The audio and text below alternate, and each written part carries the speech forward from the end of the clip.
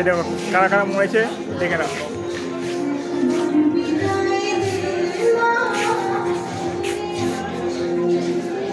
কারা কারা আলিপুর শহীদ হয়েছে তাদের একটা তালিকা দেওয়া রয়েছে, দেখে নিন আপনারা।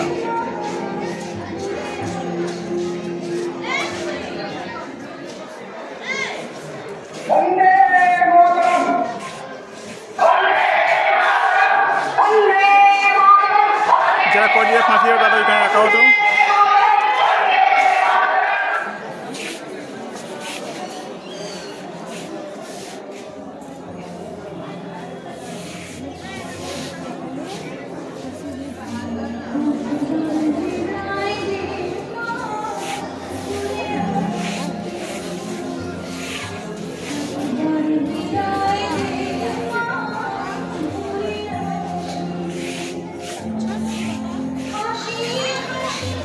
এই ঘরটায় চলো,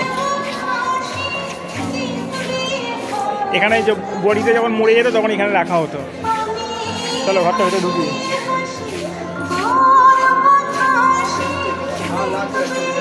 হ্যাঁ ঢুকে দিচ্ছে তো।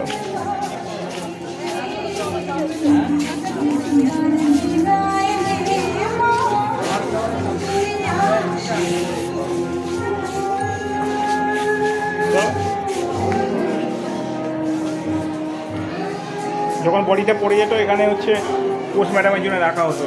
বডিটা অরিজিনাল মারা গেছে কিনা সেই জন্য পোস্টমর্টমের জন্য রাখা হতো। আর এখান দিয়ে যখন বডিটা চেরাই করা হতো তার রক্তটা এখান দিয়ে গড়িয়ে পড়তো।